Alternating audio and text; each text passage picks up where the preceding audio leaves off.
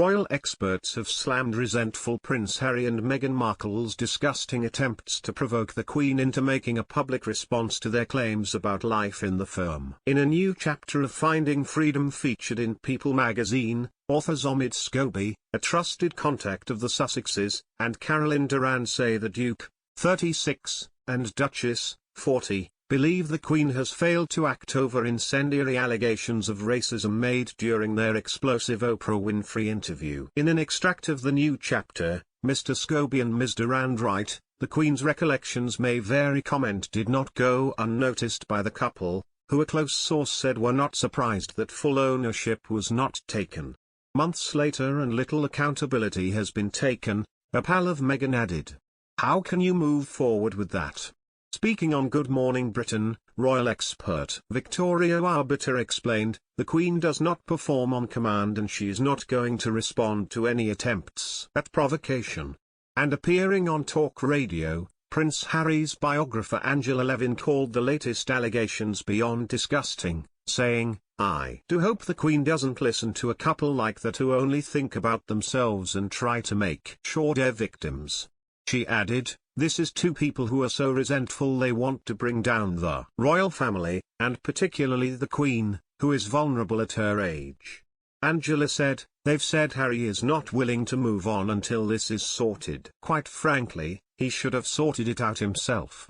If his wife is feeling mentally unwell, why didn't he pick up the phone? Why is it the Queen's responsibility? Speaking about the suggestion no accountability has been taken by the Queen following the explosive Oprah interview, Angela said, this is Meghan speak. It sounds like Meghan speak. What I want to say, is that some people, I'm not saying names, get a buzz if they're attacking someone else and if it's dangerous. They get a high, their adrenaline goes and they feel they're really powerful and strong. What they are doing now is outrageous. Angela added that Prince Harry has moved on from life in the royal family, saying, he's written another book, the work is pouring in for him.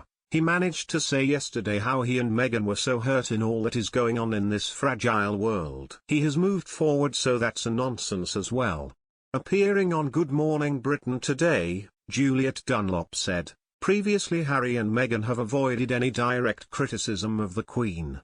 But this latest chapter in this unauthorized biography would certainly suggest they are very unhappy with the Queen and her response to the allegations made by the couple. Certainly the source of this unhappiness was the statement the palace issued following their pretty explosive interview with Oprah Winfrey and the wording of one phrase in particular, recollections may vary.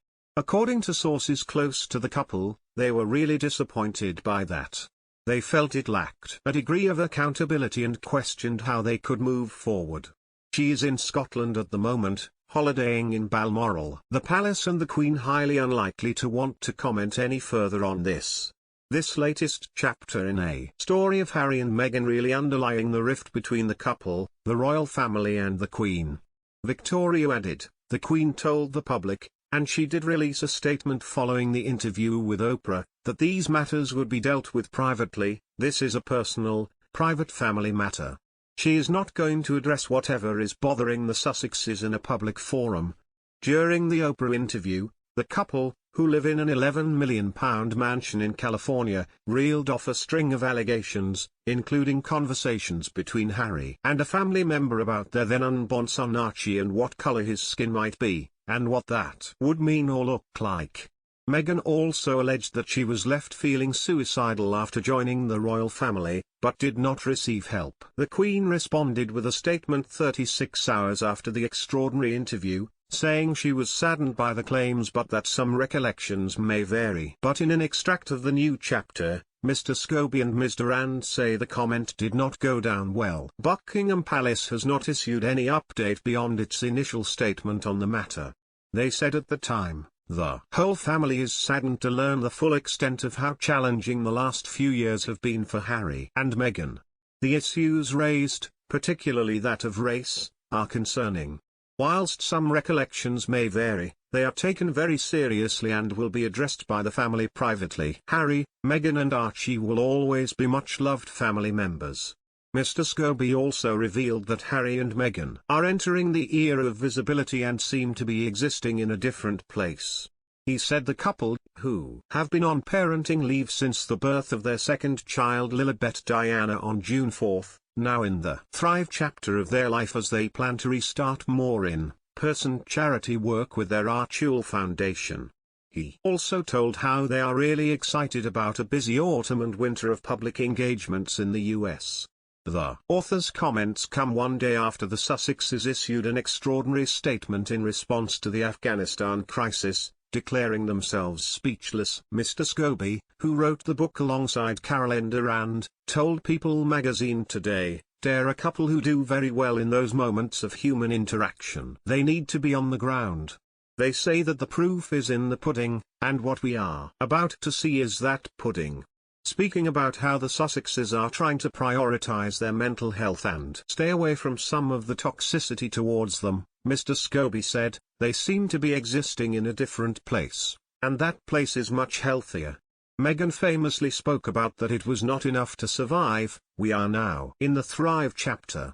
Mr. Scobie was referring to Meghan's interview with ITV in October 2019, in which she said, "I've said for a long time to that's what I call him, it's not enough to just survive something, right?